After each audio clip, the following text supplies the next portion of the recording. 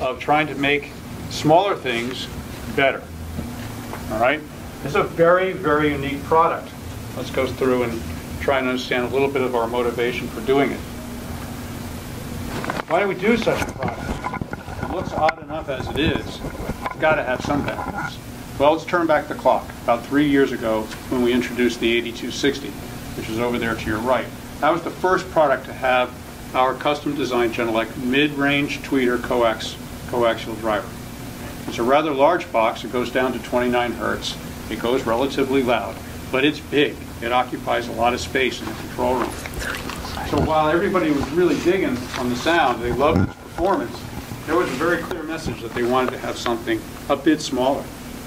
But you can understand the challenge if you're trying to maintain the same ratios between length and width and depth.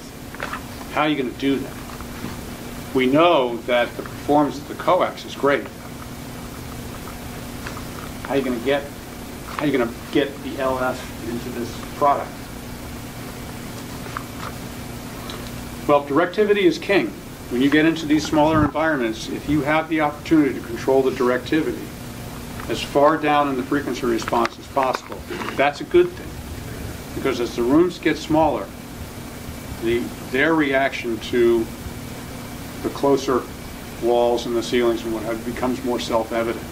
So if you can get more energy pushed towards you, the listener, and less reflected energy, that's a good thing. And we've been doing that very consistently since 1984, when we introduced the 1022. All of our products utilize a waveguide of some sort. As the products get bigger, you have more opportunity for bigger waveguides. And we knew that if we get the coax in the center, that means we could get a very large waveguide that matches the directivity of those drivers.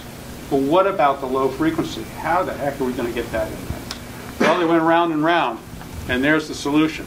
That's what's concealed behind this baffle.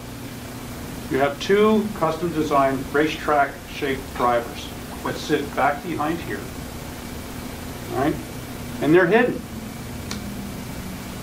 That was the only solution we could do in order to get this to work.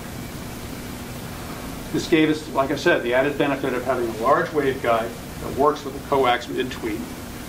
And the combined result is what we call an acoustically coaxial three-way active monitor, because all the drivers are coherent. That's the co in coaxial. They all come at you at the same time, no matter whether it's horizontal or vertical. So you can think of it as a coaxial enclosure. We call this technology acoustically concealed woofers, or ACW. All the woofer reproduction happens through the two slots, one up here and one down here. The combined surface area and displacement of these two woofers is very close to a single 10-inch woofer, plus the added benefit of the directivity. So this, what does this plot tell you? Well, it shows the directivity, and this is within a 3 dB window, and then as you get further off axis, either 45, 60 degrees below or above, then that's what the pattern is at that point. So you can see that this product has very strong directivity all the way down to 300 hertz or so, 320, something like that.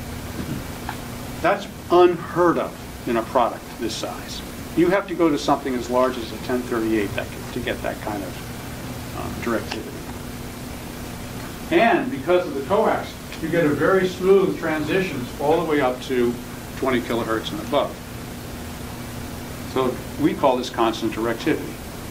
Right? Now, if you take the measurement microphone and you still keep the product vertical, if you move the microphone left to right, a lot of what happens above 1,000 hertz is very much the same, but you lose a little bit of the directivity because of the shape of the woofers themselves.